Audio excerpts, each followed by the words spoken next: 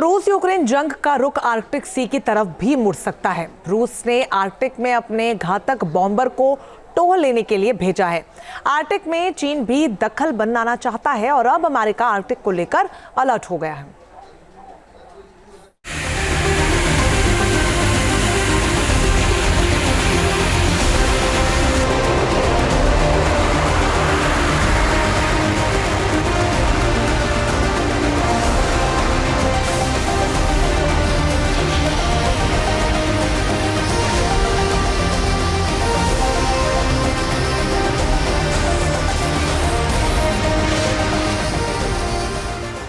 Arctic में रूस versus America एटमी war front खुलेगा।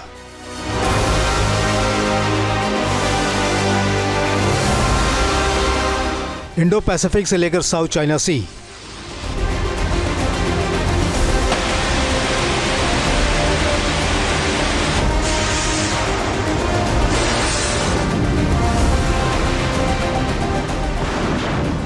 रेड सी से लेकर आर्कटिक सागर तक,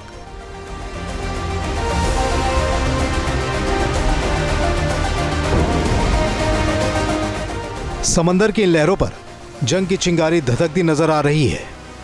रूस यूक्रेन और मिडिल ईस्ट के बाद आर्कटिक का सर्द समंदर जंग की आग में झुलस सकता है।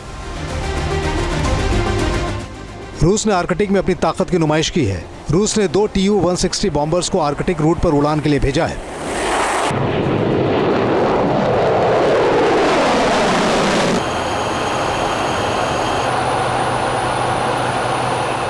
इन तस्वीरों में Tu-160 बॉम्बर टेक ऑफ लेता दिख रहा है।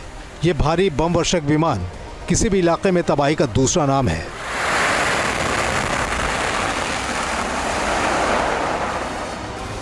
रूस के रक्षा मंत्रालय ने इसकी जानकारी साझा करते हुए कहा है कि Tu-160 बॉम्बर को आर्कटिक के न्यूट्रल इलाके में, यानी जहां किसी भी मुल्क का कब्जा नहीं है, वहां पेट्रोलिंग के लिए भेजा गया है।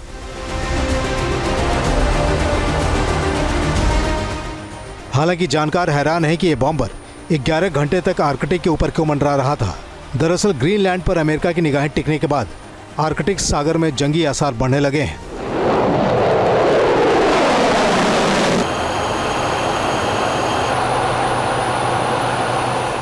यही वजह है कि आर्कटिक में रूस के Tu-160 बॉम्बर की रहस्यमय उड़ान को लेकर नाटो मुल्कों में चर्चा तेज हो गई है। रणनीतिक तौर से रूस के इस मिशन को लेकर खुलासा नहीं हुआ है। सवाल यह भी है कि रूस की यह हरकत अमेरिका के लिए परेशानी का सबब क्यों बन सकती है, तो इसका जवाब रूस के Tu-160 बॉम्बर में ही छिपा है। नाटो मुल्कों के बीच रूस के Tu-160 बॉम्बर को ब्लैक जैक कहा जाता है। इसे न्यूक्लियर और पारंपरिक हथियारों से लैस किया जा सकता है। Tu-160 बॉम्बर में क्रूज मिसाइल KH-555, KH-101 और एडवांस्ड KH-BD को फिट किया जा सकता है। KH-BD मिसाइल के हमले की रेंज 6500 किलोमीटर तक है और एक Tu-160 बॉम्बर को 12 ऐसी मिसाइलों से लैस किया जा सकता है। पिछले कुछ वर्षों में आर्कटिक की रणनीतिक महत्ता तेजी से बढ़ी है। मिलिट्री ऑपरेशन और जियोपॉलिटिकल तनाव दोनों वजहों से रूस ने यहाँ हालिया शक्ति प्रदर्शन इस लिहाज से किया है कि वो ताकत के साथ साथ आर्कटिक के अपने दावे वाले इलाकों में अमेरिका और नाटो मुल्कों के दखल को थाम सके। सबसे बड़ी बात, चीन ने भी रूस के साथ अपना आर्कटिक मिशन शुरू कर दिया है।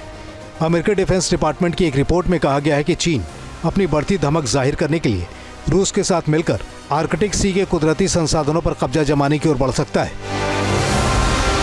पिछले साल चाइनीज कोस्ट गार्ड का जहाज आर्कटिक में टोह लेता नजर आया था। अमेरिका के military transport aircraft super Hercules ने इसे खुफिया पेट्रोलिंग के बतौर देखा था।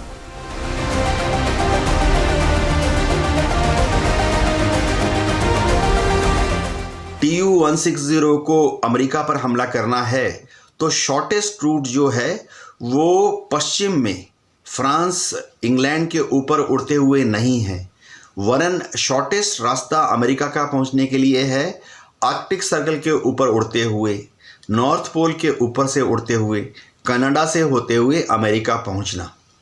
लेकिन जितने दुनिया भर के मिलिट्री स्ट्रेटेजिस्ट हैं, उनका ये आकलन है कि रूस वाकई यानी सही मायनों में सचमुच कभी भी अमेरिका पर Tu-160 बमवर्षक विमानों से न्यूक्लियर हथियार की बमबारी नहीं करे।